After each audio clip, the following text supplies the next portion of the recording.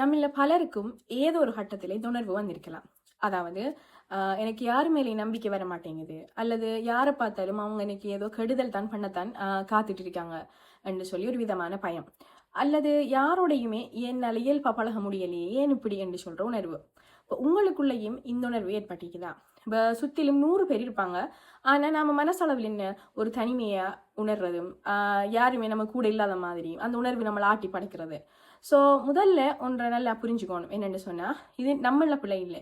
இந்த உணர்வு நம்மளுக்குள்ள வாரத்துக்கு பின்னாடி நிறைய ஆழமான உளவியல் காரணங்கள் இருக்கலாம்.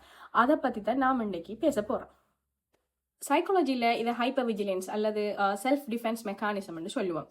இது திடீரென்று வார ஒரு விஷயம் இல்லை. நம்ம கடந்த காலத்தில் நம்மளோட சின்ன பருவத்தில் நடந்த ஏதோ ஒரு விஷயம், அல்லது நாம் ரொம்ப நேசிச்ச மனிதர்கள் எதிர்பாராத நேரத்தில் நமக்கு தந்த ஏமாற்றம், துரோகம் அல்லது ஒரு காயம், இப்படியான விஷயங்களை நம்ம அனுபவிச்சிருக்கிறதுல இந்த கட்டங்கள்ல எல்லாம் என்ன செய்ய மாட்டோம், நம்மளோட மனசு ஒரு முடிவுக்கு வரும். இனி யாரையும் நம்பக்கூடாது, நம்பினா திரும்பவும் நமக்கு காயம் தான், இப்படி ஏமாற்றம் தான் மீண்டும் சொல்லி. இப்போ உங்களை நம்மளை மேலும் மேலும் காயப்படாமல் காப்பாற்றுறதுக்கு தான் நம்மளோட ஆழ்மனம் அமைச்சுக்கிட்ட ஒரு முள்வேலி தான் இந்த பயம். சுற்றிலும் இருக்கிற எல்லாத்தையுமே எதிரி மாதிரி காட்டினா தான் நீங்கள் அவங்ககிட்ட இருந்து விலகி பாதுகாப்பீங்கன்னு சொல்லி நம்மளோட மனம் நம்புது. ஸோ ஆனால் உண்மை என்னென்னு சொன்னால், அந்த முள்வேலி நம்ம லாபத்திலிருந்து காப்பாற்றுதோ இல்லையோ அன்பையும் நம்பிக்கையும் நம்மகிட்ட முழுமையாக வர விடாமல் என்ன செய்யுதுன்னா தடுக்குது. ஸோ நீங்கள் கேட்கலும் இந்த பயத்திலிருந்து நாங்கள் எப்படி வெளியே வரதுன்னு சொல்லி, இதுக்கு நீங்கள் வைக்க போகிற முதல் அடி என்னன்னு சொன்னால், நீங்கள் எல்லாரையும் நம்ப வேண்டாம். நான் உங்களை எல்லாரையுமே நம்ப சொல்லலை.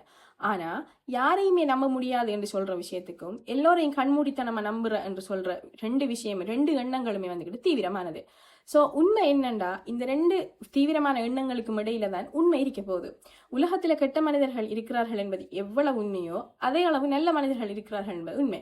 ஸோ நீங்கள் முதல்ல என்ன செய்யணும்டா, தீவிரமான எண்ணத்திலிருந்து இப்படி ஒரு சிந்தனையை உங்களுக்குள்ள ஏற்படுத்தி கொள்ளணும். 2வது மைக்ரோ ஸ்டெப்ஸ். அடிக்கடி நான் சொல்றது, யாரையும் ஒரே நாள முழுசா நீங்க நம்ப தேவையில்லை. ஒரு சின்ன புன்னகை, ஒரு இயல்பான உரையாடல், இவ்வளவு தான். அவங்கள உங்களோட வாழ்க்கையில மையப்பகுதிக்கு கூட்டி வர தேவையில்லை.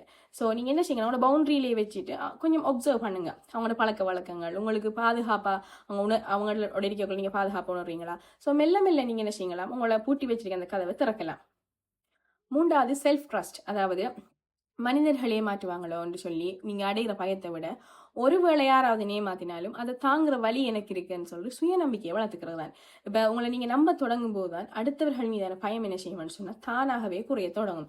ஏன்னா உங்களை போய் திரும்பவும் வந்து இவங்க நம்மளை காயப்படுத்திடுவாங்களோ, திரும்பவும் அதே மாதிரி போயிடுவோமோ என்ற பயம்தான் உங்களை மற்றவங்கள்ட்ட நிறைய நேரம் உண்மையாவே மனதளவு நெருங்க விடுதில்லை. உலகம் முழுக்க காயப்படுத்துகிற மனிதர்கள் மட்டுமே இல்லை, உங்களோட காயங்களுக்கு மருந்திட காத்திருக்கும் மனிதர்களும் ஏராளமானாக்கள் இருக்காங்க. அவங்கள அடையாளம் காணவங்களுக்கு உங்களோட மனசுக்கு நீங்க கொஞ்சம் அவகாசம் கொடுக்கணும். ஏன்னு சொன்னா நிறைய பேர் வராங்க, அவங்களோட பாஸ்ட் லைஃப்ல நடந்த நிறைய விஷயங்களை இப்பவுமே கேரி பண்ணிட்டு ப்ரெசென்ட்லயும் அந்த விஷயங்களால நிறையவே கஷ்டப்பட்டு கொண்டிருக்காங்க. ஸோ என்னடா இதெல்லாம் உங்களோட நடத்தை சார், உங்களோட சிந்தனை சார் விடயங்கள். ஸோ இதுக்கு கட்டாயம் டைம் எடுக்கும். இந்த பயணம் வந்துக்கிட்டு ஒரே நாள்ல முடிகிறது. இதுக்கு வந்துக்கிட்டு நேரம், பொறுமை, இப்படியான விஷயங்கள் கட்டாயம் தேவை. இப்படியான விஷயங்களை அதிகம் பாதிக்கப்படக்குள்ள ஒரு உளவியல் ஆலோசகர் உதவியை நாடுங்க. உங்களோட மனசை மீண்டும் மீண்டும் என்ன செய்யலாம், அன்பை நோக்கியும் நம்பிக்கையை நோக்கியும் அவங்க கொண்டு போறதுக்கு உங்களுக்கு ஹெல்ப் பண்ணுவாங்க. ஸோ கட்டாயம் நீங்க என்ன செய்யணும்னு சொன்னா, உங்களோட நடத்தையில என்ன மாற்றம் அல்லது என்ன விஷயங்கள் தெரிஞ்சா அதை கட்டாயம் உங்களுக்கு ஒப்சர்வ் பண்ணி அதை உங்களுக்கு உணரக்கூடியதாக இருக்கணும்.